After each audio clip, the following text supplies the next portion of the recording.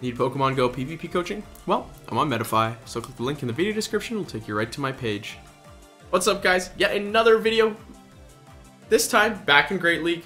The league I actually enjoy a lot more this time, featuring a Pokemon that, I don't know if you've done a lot of team building on PvPoke, but always seems to come up for me as a core breaker, but you can't ignore it because you never see it, and that is Typhlosion. This Pokemon honestly has some great matchups in Great League. It can beat Azumarill in the one shield, it beats Medicham in the one shield, no baits, G-Fisk in the one shield. It just beats like a lot of these meta threats in the one shield. And honestly, with shields down, with a big farm, it can kind of really take down anything. There are a couple Pokemon that wall, and of course you're seeing one of them right now with that Altaria. But you just build your team around that, have two Pokemon that can kind of deal with the Altaria. The tough part with team building here is that Typhlosion loses to Bastiodon. A lot of the counters that to the Pokemon that counter Typhlosion all have similar, I said counters like 5 times in a row. But Bastiodon is kind of the one that breaks all that as well. Medicham, if it just uses multiple shields, can take down Typhlosion no problem. So beating that Medicham Bastiodon core is quite tough with the backline. In this case, I've called on the services of Sableye and Cofagrigus here to take down both Medicham and Bastiodon, or take down Medicham and have still some play against Bastiodon. Typhlosion, of course, has to swap out of that Bastiodon matchup. And honestly, I was very surprised with how this performed. I've tried Typhlosion in the past, like I said, I've seen it as a core breaker on PvPoke for a while, but it kind of really failed miserably last time I tried it with Registeel, and I think what I figured out was that I am just not very good at playing with Registeel, and it kind of let me down. In this case, we're running an ABB team, Double Ghost, Fire Double Ghost, with Typhlosion, Sableye, and Cofagrigus, and usually the Spice Pokemon feels like it's the weakest. But honestly, felt like it carried its weight. In fact, Cofagrigus felt like the weakest Pokemon here, and it's also my first time using Cofagrigus as well. But yeah, I was extremely surprised that Typhlosion was doing as well as it was. Also, some of you may think, is this disingenuous to release a triple tree, triple grass team, and then on the premise that there's no fire types in GBL, and then release a fire type video? Oh, maybe that's true. Either way, enjoy the content. Let's get into the battles. Deoxys Defense lead, you're going to swap out right away. Just we have 2 really good answers for this in the back. Typhlosion isn't too bad here, and we're going to draw out the Registeel. So Registeel versus Sableye. It used to be pretty good for Sableye, but now with the advent of Zapken, you can't really win the one shield either because of the debuff. So you're kind of in a bit tight. I don't mind losing switch here. If I create a nice little farm down for myself, or sorry, for Typhlosion, then I can transition that to a Blast Burn on the Deoxys, and you know what? This game just looks better and better. So this Registeel actually trying to farm me down, it looks like. I'm going to get to another foul play with Sableye. They did swap a little bit slow too.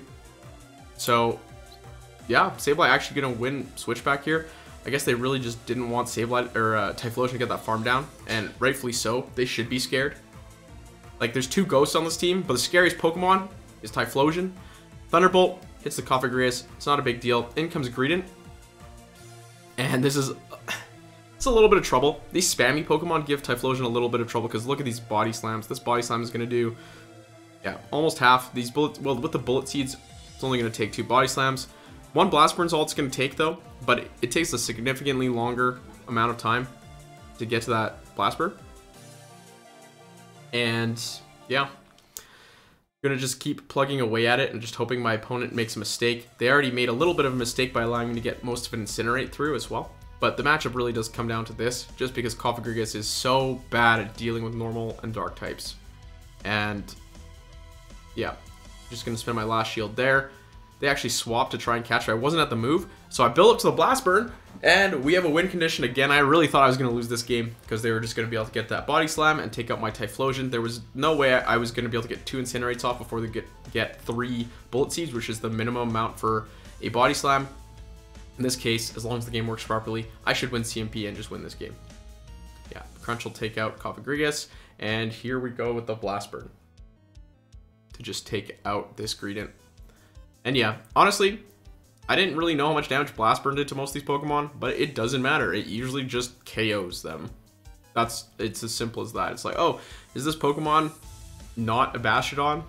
Probably KOs them. Well, or Umbreon. Speak of the devil.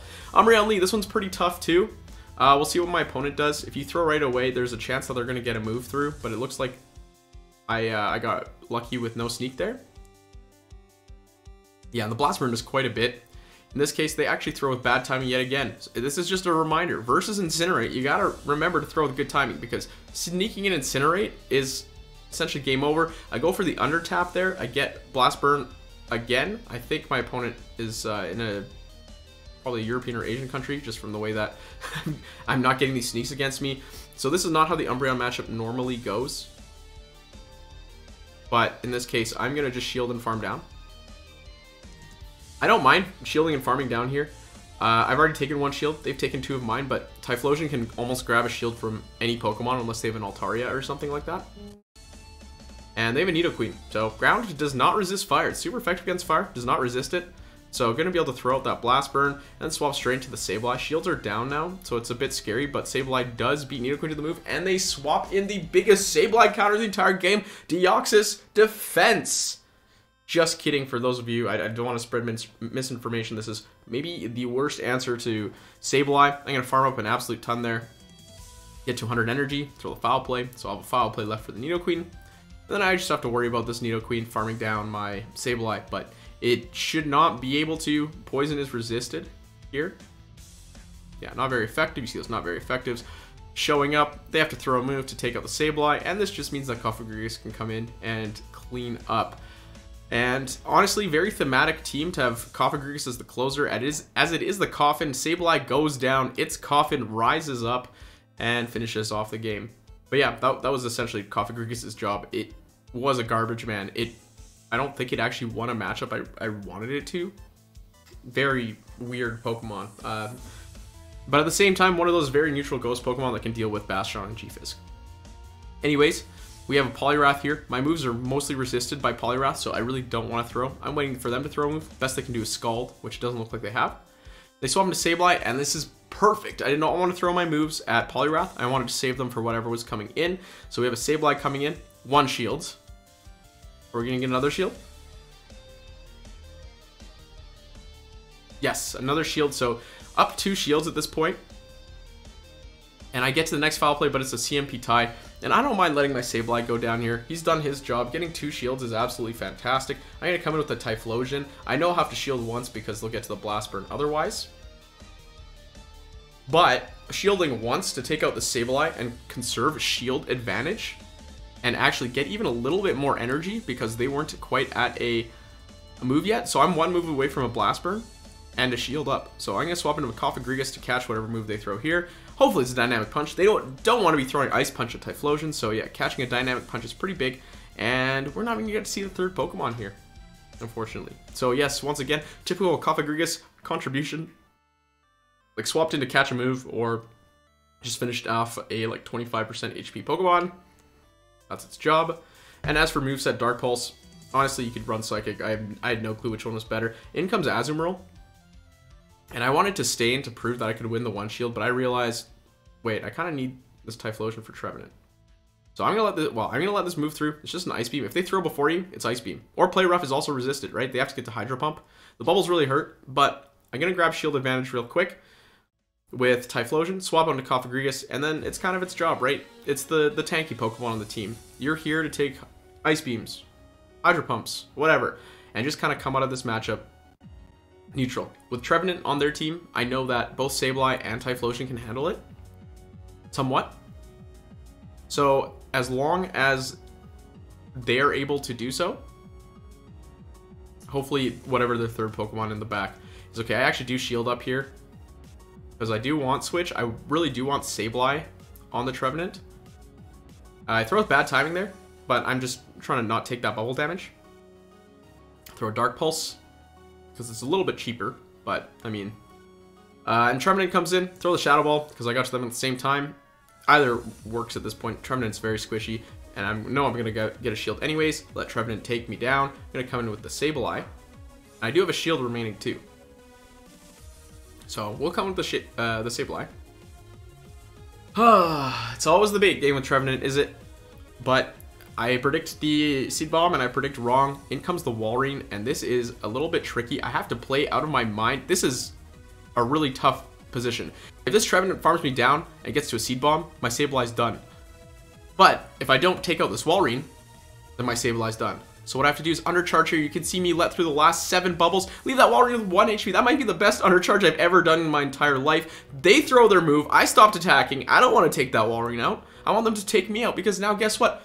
It's on the tables, how the turntables. My Sableye gets the farm instead, right at the foul play. Gonna be able to take out the Trevenant and win this game in a very unlikely scenario. Yeah, I don't know. I'm not normally proud of my own plays, but dang am I proud of that undercharge. And that's a first winning set. I actually played 4 sets with this team, all of which were positive, which is kind of incredible. Like, I did not expect Typhlosion to do this well. Look, bad lead here. We've got Swampert, Shadow Swampert. Not a great lead for Typhlosion. You don't outpace it. You get one shot. It's just bad. So I'm going to come with a Sableye. I'm going to no-shield this first move. It's a little bit risky, but I want to save shields for Typhlosion. In this case, it looks like they're staying in. So Swampert is their best answer for Sableye. This gives me a lot of hope for whatever's in the back, that hopefully Cofagrigus can handle it. In comes Alolan Marowak. We'll get to the foul play here, which is really big. This deals quite a bit of damage. Unfortunately, not quite enough, but this is something where I'm going to go back in with the Typhlosion and just get a little bit of a farm here. The problem being that Typhlosion's locked in against Swampert, so it really doesn't matter how much farm I get here. Or sorry, how much damage I take here. So that's why I don't shield. And the Blast Burn will be enough to take out Swampert, even though it's resisted. So I'm just going to throw it right away. See if they shield or not. I can pressure shield advantage here. And then I'm going to... Well, I was going to go with Cofagrigus, but this is even better. I do not want my Typhlosion here. It doesn't do anything anymore. It's energy dry at like 20% HP. There's no way it's getting to another move. Cofagrigus is going to come in, and with a 2 shield advantage, going to try its best to close this one out. But it's kind of pathetic that I really do need to give it a 2 shield advantage for it to kind of do something here. I overfarm a little bit, and they make a fantastic catch onto their Psychic type Pokemon, Deoxys Defense.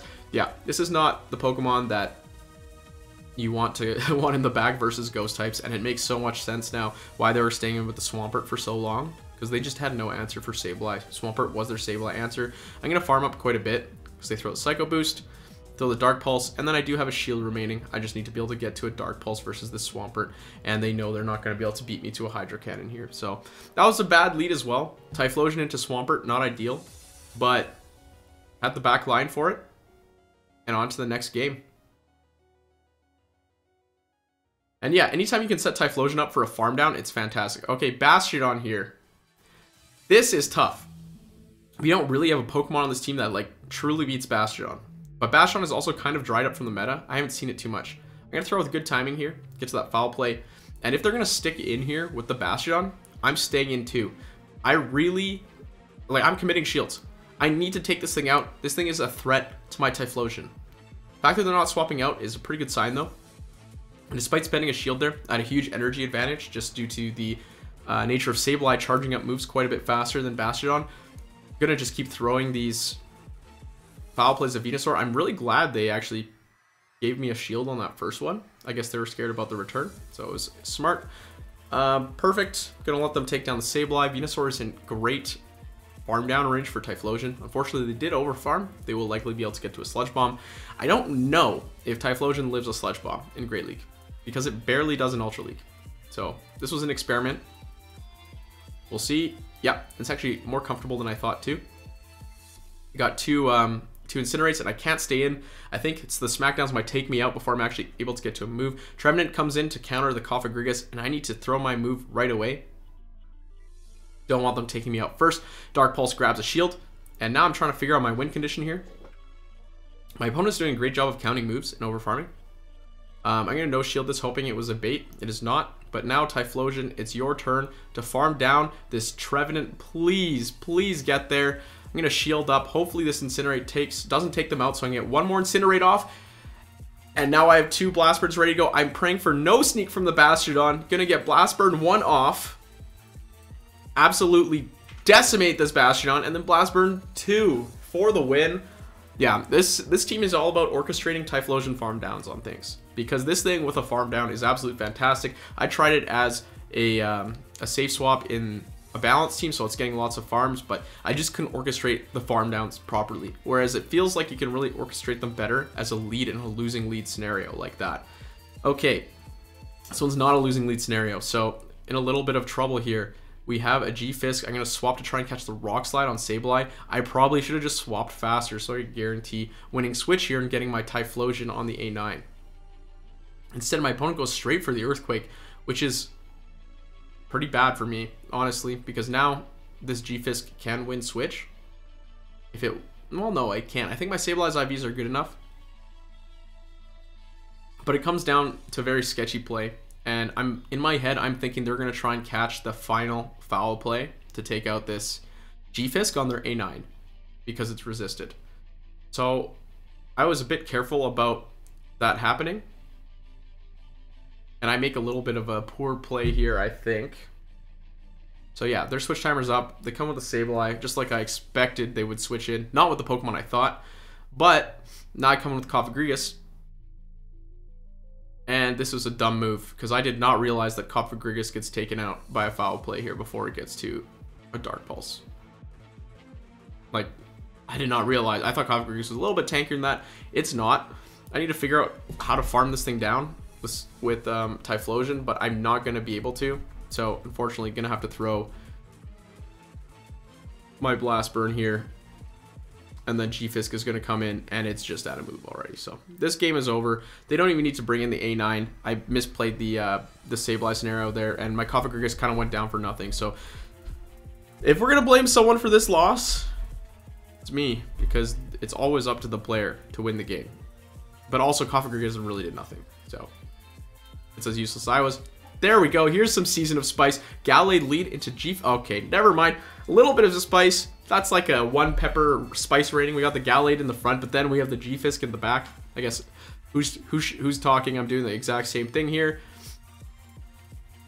And yeah, G-Fisk, we're going to see how this plays out differently if they go for the Rock Slide first this time. I also swapped. Or actually, they swapped into me, so I'm not behind on energy. So this is a much better matchup here. In this case, I really wasn't counting, and I was beating myself up for not counting, but I do decide to shield, or no shield.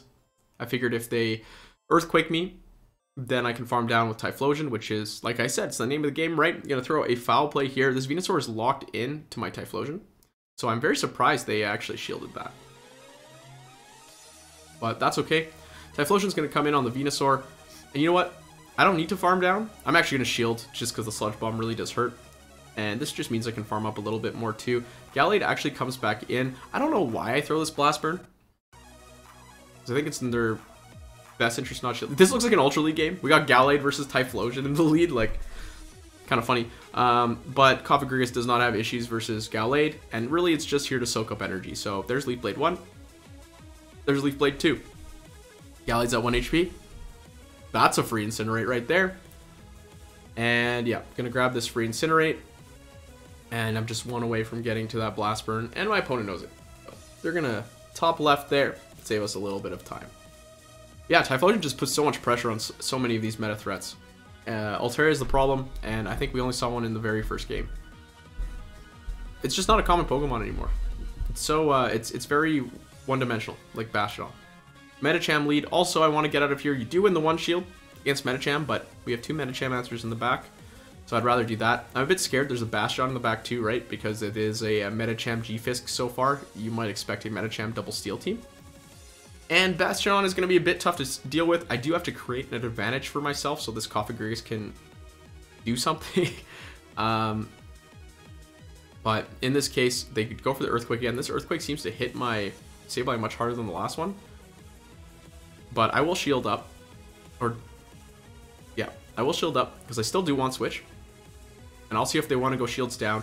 That's the other benefit too. Shields down with Typhlosion. And if Typhlosion gets a farm, it's like, it's really not too bad. Yeah, in this case, they do have quite a bit of farm on their G-Fisk. I'm going to shield up. Oh no, I'm going to no shield because I'm putting this all in Cofagrigus. I'm expecting a Bastiodon in the back. And it's an Earthquake, so they do know they need to throw the Earthquake to take out Typhlosion. Cofagrigus gets a little bit of a head start and a shield advantage here. And they bring in the Medicham. So at this point I'm like, what the heck do they have in the back that they're bringing Medicham to Cofagrigus? Ice Punch, yeah, they were not at a Psychic.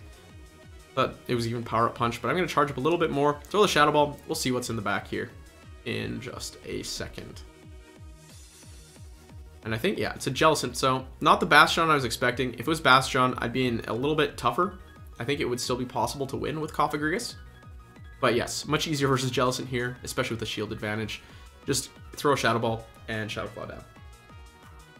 Yeah, that's another 4 wins. Only loss here was when we actually won lead, so looks like this team actually performs a little bit better when losing the lead.